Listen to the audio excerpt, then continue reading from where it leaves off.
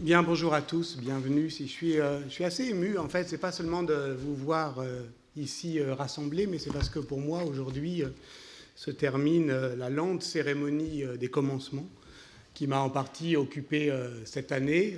Hier, c'était le premier dernier cours et aujourd'hui, c'est le premier séminaire.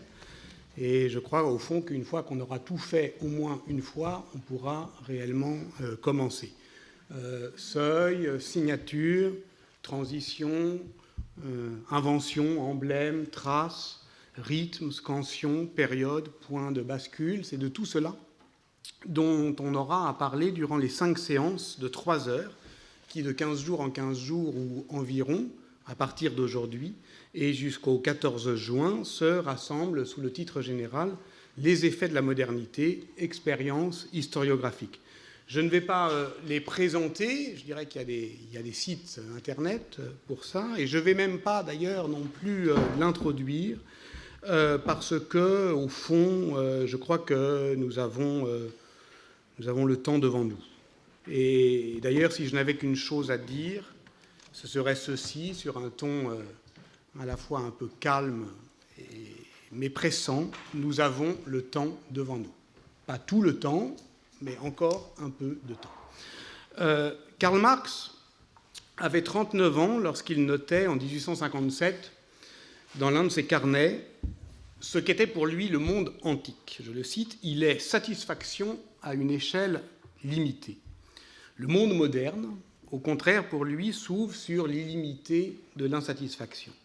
Avant, ce n'est pas à proprement parler l'enfance du monde, mais c'est un monde enfant, en ceci qu'il est élevé, tout-puissant dans l'immédiate satisfaction du présent. Or, au fond, Sénèque l'a bien dit, dans la satiété se loge l'envie de mourir. Et l'apocalyptique chrétienne prend appui sur ce vide, non pas pour le répéter, mais en fait pour recommencer. Recommencer étant peut-être d'une certaine manière le mot-clé de ce qui va nous rassembler. Je cite Aldo Schiavone, et dans ce livre étrange et troublant qu'est L'histoire brisée, la Rome antique et l'Occident moderne, l'histoire recommence du début, mais elle ne se reproduit pas. Et de fait, le Moyen-Âge est ce recommencement qui permet la modernité.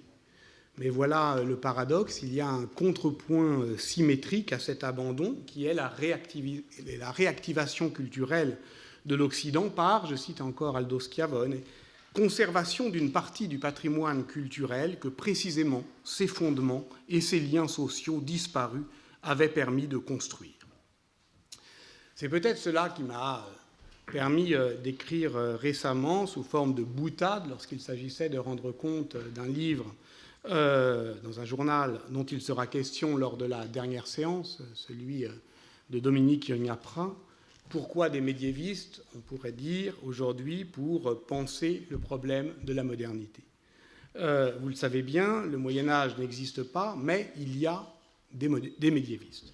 Nous ne savons plus guère ce qu'il y a de moderne dans État moderne, science moderne, époque moderne, mais il y a des modernistes.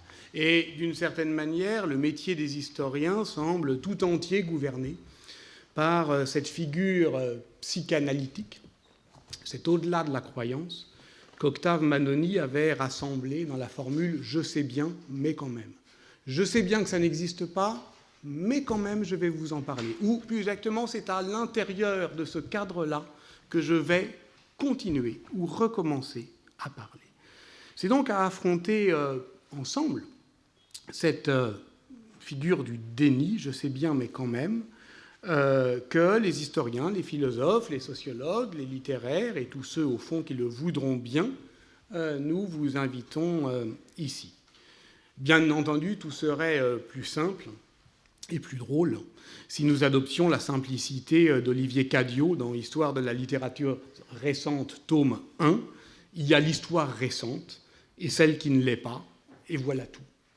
Il y a l'actualité, c'est-à-dire ce que nous sommes en train de devenir, et tout ce qui la précède, et en diffère, et voilà tout.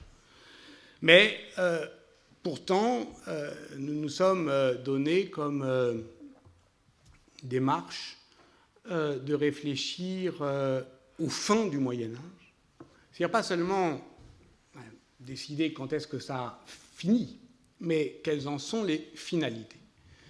C'est-à-dire que poser la question des limites et poser le problème de la périodisation, c'est aussi affronter celui des finalités pratiques et politiques de nos disciplines. C'est aussi poser et peut-être, je l'espère, déplacer les termes de la modernité, mais là encore dans les deux sens du mot, ce qui la contient et ce qui peut l'exprimer. Et en les déplaçant et en les dépaysant, sans doute compléter notre généalogie évidemment trop glorieuse de l'âge moderne. Bon, je m'arrête là parce que je ne veux pas, je l'ai dit, plus introduire le séminaire que je souhaite en présenter les séances. Ce qui m'importe avant tout, c'est d'abord de vous remercier d'être là, de remercier nos invités. On va les présenter. D'autres viendront au fur et à mesure. Ça dure jusqu'à 7 heures. À 7 heures, on s'arrête et puis après, on recommencera un autre jour. Ce qui m'importe, c'est donc de passer au plus vite la parole à Mathieu Pot-Bonneville, qui la passera à d'autres et qui eux-mêmes la passeront à d'autres. Et tout cela, alors je vous donne les règles du jeu. Bon, on est dans un certain dispositif technique, donc nous sommes filmés, mais à certains moments, et quand vous le souhaitez, on s'arrête de parler et on discute. Et vous parlez quand vous le voulez, et ça ne sera pas diffusé sur le net. C'est très important de le dire, parce que du coup, eh bien, ça nous donne ce droit d'être libre et intermittent. Voilà, on n'est pas obligé de parler pour l'éternité.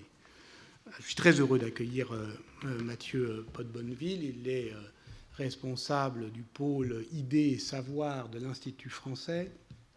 Il est philosophe, il a enseigné à l'École normale supérieure de Lyon, il est cofondateur de Vacarme, c'est un grand spécialiste de l'œuvre de Michel Foucault. De Michel Foucault, évidemment, aujourd'hui, il sera question. Je voudrais juste, pour prolonger ce recommencement, citer les quelques lignes qui terminent ou presque son superbe ouvrage Michel Foucault, L'inquiétude de l'histoire. À ce titre, son œuvre est un appel conséquent, mais sans promesse, paroles de Foucault, au travail de la pensée, se détourner de l'inquiétude pour viser les périls, puis s'inquiéter encore, recommencer.